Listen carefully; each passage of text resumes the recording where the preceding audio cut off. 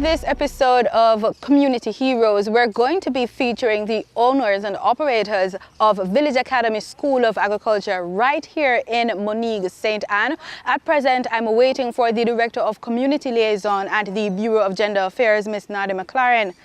Oh, here she comes.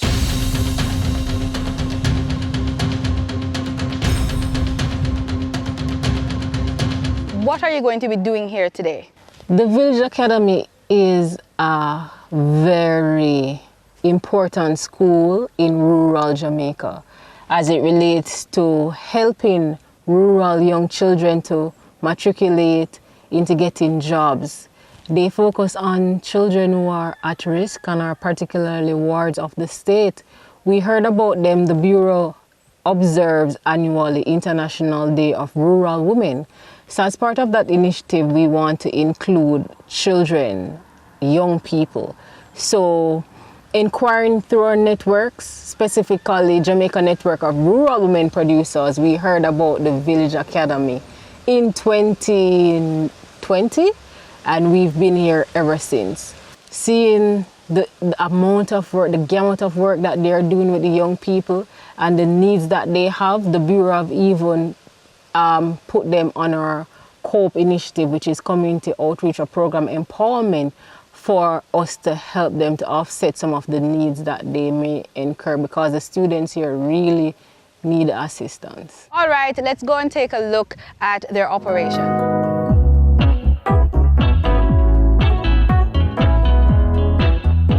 I spent quite a bit of time with Food for the Poor. Worked in Jamaica, projects manager for a good while, and housing manager and so on. And then I did radio marketing across the US, many states, spent a couple of years doing that.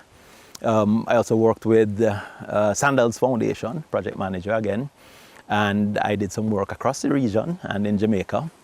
Prior to that, I did some work with the government in the STC and so on. So I've been around, but most of what I've done has been with or in the area of community development, working with young people, working with the transformation of young people's lives in the spaces that they occupy. He says he spent his formative years in rural Jamaica. If you're from rural Jamaica, you are marginalized in some ways, socially, economically. They couldn't travel to school. One community, then to another before you get to Ocherius. So I thought, how can I give back? How can I be a part of the process of change? Mr. Henry says he first started a school that taught CXC subjects. Well, we were very successful for about 3 years. We had young people who came to school. A number of them who hadn't done CXCs before did CXCs with us. I mean, when we were showing off that we had 17 young men who had come to school after dropping out and they passed 3 subjects. In the scheme of things, that's not a lot. But where we come from, that was a party. So we had a good time. I struggled after that because I saw they simply moved from one crowd to another. They still were unemployed, still couldn't afford to get into sustainable work spaces. And it was painful because I still found our sisters selling in the bar, selling on the street. And I asked myself what we did. What did we do? And so I spoke to the community and said, we need to do something that is going to empower our young people. And I thought about it and said, well, we need to get into something that's competence-based. They will do for themselves. They can create for themselves. They can get into a space where they can build initiatives for themselves. And we said, where are we? In the countryside. What about it? Agriculture. So let's use agriculture. And that's how you got to create the Village Academy. Tell me, what do you do here? We occupy 2 properties that were formerly primary schools managed by the Jamaica Methodist District. And they have graciously leased these to us. So there's one here, and we're in the Clapham, Watsonville area of Moneague, and there's another on the west side of town in the Greyfield area. So these 2 properties.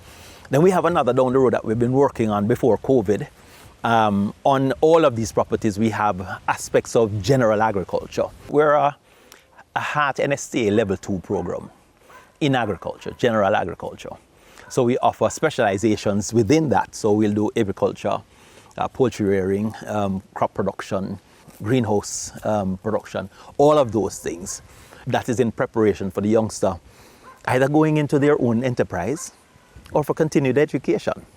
So we do that here on this property. We're also, the other property, we do the same thing. We're developing another property now that is much bigger than this. And on that property, we have 2 greenhouses, large poultry layer, broiler houses, and so on, pig rearing. We have a dorm, huge dorm that is almost finished, which we'll talk about a little bit. We also have an agro-processing house, 2,500 square feet of a building that's up to the 1st floor. And well, COVID came and we didn't allow COVID to come to school, so we kind of locked down everything. And hopefully now we can continue to invite our partners, those who don't know their partners yet and those who are, to come back to us to help us to build out a sustainable space for rural young people. They need to have that opportunity. And so that's what we're doing here. We're creating a space for partnerships. We're creating a space for young people who feel as if they don't have no more options, they're not making it, they can come into this space. In our school, we are able to do 3 cohorts of young people: agro-food processing, general agriculture, commercial food preparation. Prior to COVID, we were just open, the door was open for all who may come. So just before or during COVID, actually, we had 32, 34 kids in this program here in 2 departments. Since we have come out of COVID, this is our first year, we're building that back. One of the challenges that we have found with the young people who are now coming out of a secondary school program who could come into the program is that many of them went into grade 9 prior to COVID with challenges and have come out of grade 11 with even more challenges. The streams that we have, you have pathway 1, pathway 2, pathway 3. We are a pathway 2 program. A pathway 3 program says these young persons need remedial help, which means that we need to have additional human resource to help them. We're not as prepared for that, and yet those are most of our students who need remedial support. We need teachers who, the ministry is helping us now, but we need more teachers. We need more remedial support. But in addition to that, come next year or September of this year, which is what we're really preparing now for, and this cohort is coming through that process with us, we want to fully occupy all 3 campuses. But to do that, we need some help. We need help in terms of the practical resources. We have put in some things. We have the infrastructure for the poultry houses, the greenhouses, and so on. We need some renovative work because some of them have just gotten to the point where they need sustainable inputs. But in addition to that, our young people come and they live with us. We provide living accommodations for free. If we say pay $2,500, that's like $80 a day to stay here, and that helps us to pay light and water and so on. They can't afford that. They can't afford that. We said to the parents, one thing we ask you to do, help us to feed the kids. They can't afford that. And so ultimately the young people become our responsibility. It's not easy. So the chickens that we grow, feed them. The vegetables we plant, feed them. The partners who come to us and they'll bring the crackers and bread or whatever, helps us to feed them. And when we can't do that, we take it out of our own pocket and we help to feed them. So if someone is watching this and they would like to contribute to the cause, how do they do so? Come look for us, I'd love for you to come to Monique. Come and visit us in Monique. It's an amazing space. It's lush and green, very cold in the mornings. I think you're in some foreign country, but it's great. But come and visit with us. We want you to see what we're doing. But if you can't come, look us up online, the PBCJamaica.com. We have a page. Call us at 528-0121, 528-0121. We're ready to talk to you. But we're not wanting persons to help us from afar. These are real kids with real lives, with real challenges. And many of them are asking the question, what next? What am I going to do? What's going to happen? And parents are saying, help you as much as we can help you already. They're not sure. We want to give them a good footing to go back into society. Because if we don't do that, somebody else will. You're one of 2 founders of the Village Academy. Tell me, what is her role in all of this? Dr. Williams is my better half. And so she is I conceive of what is to be done. She's the person who does the work. She understands the policies, she understands the implementation of what needs to happen with young people. She specializes in young people, in their care and development protection. She's a specialist in that regard. We work across the region doing these things. Here in Jamaica, I'm the conceptualizer. I will see it, envision it, be passionate about it. But somebody has to do it. Somebody has to build out the processes and the process and the policies that make it work. And that's what Dr. Williams is, and has done it very well, I must tell you. I will come and say, we should build this and build that. And she will ask, okay, how do we sustain? How do we make it work like this?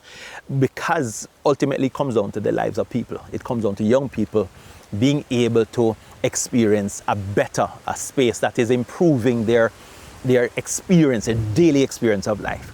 And we invite people to come into that space. And so that's what the partnership does. Tell me a bit about some of your achievements so far. You know, I'd first of all like to think about what we do with young people. What are the achievements we have had with young people? When a young man comes up to me, coming out of the Jerk Center down in Oakhurst, and he calls, hey, Mr. Henry, how are you doing? I say, hey, how are you doing? I don't remember you though. I say, yeah, man, it's me. And he tells me his name, and there's a nice young lady on his arm, and he says, well, you don't remember me from school? I said, no. I say, yeah, man, it's so-and-so. And he tells me, he say, everything good now? And I'm saying, Henry, I work over so-and-so, you know, I have a good job, and this is my fiance, and we're going in the right direction. That's amazing to me. I walk away, and he calls out to me and said, I just wanted to say something else. I said, what? I said, I just wanted to tell you thanks. I wanted to tell you thanks. Because if you never stopped me and come in my house and beg me for come out and push and prod, I would not be here today. That is priceless. My name is Rashida Williams, and I have been an agricultural science teacher at the Village Academy for the last 7 years. And this organization was founded by Khadija Williams and Sydney Henry. I believe that they are community heroes because they have founded something beautiful. They founded an organization in the rural community of Monigue St. Anne, and this organization provides training in different agricultural areas such as greenhouse technology, poultry production, general agriculture. We also offer food production. And in doing this, our young people enter the world of work, being able to contribute to food security in our country. What keeps you going? Because some persons who are living here and even those abroad, they would say that they are no longer interested in the development of Jamaica. The crime is high. Some persons are not making the matriculation between high school and university. They're coming out a little bit below par. What makes you continue to do what you do? I think it's my life's work. I don't know that there's anything else. I am passionate about young people. I believe the way I show love to the kids, my children, my biological children, one way of showing them love is to show love to the children of my neighbor.